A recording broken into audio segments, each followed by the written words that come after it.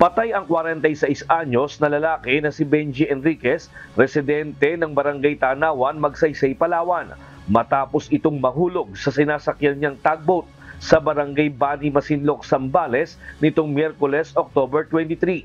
Sinubukan pa itong dalhin sa ospital, ngunit idineklara itong dead on arrival.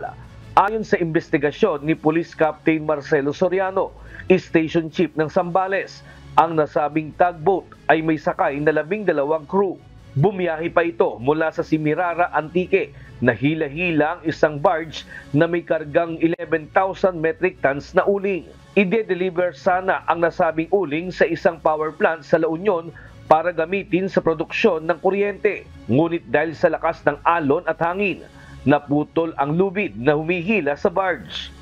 Malalakas yung alon, yun siguro na-outbalance, kaya nahulog. Tumama daw sa may propeller niya, sir, kaya yun. Kasi malalakas ang alon, sir, kaya yun yung nagdala ng pagkabali ng lubid, sir.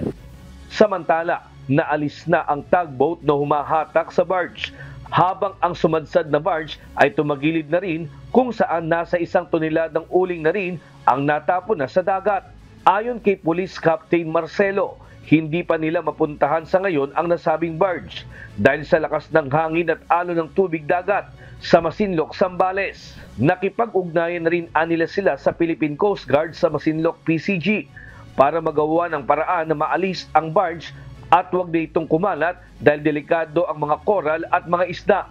Nasa 1 tonelada na daw yung natapon sa coral at saka sa dagat. Nagdudulot din ito ng concern yung sa pollution, then sa pagtaas ng temperatura ng dagat, sir. Nakakapagpapalit ng mga coral na nagdudulot ito ng yung tinatawag na coral bleaching.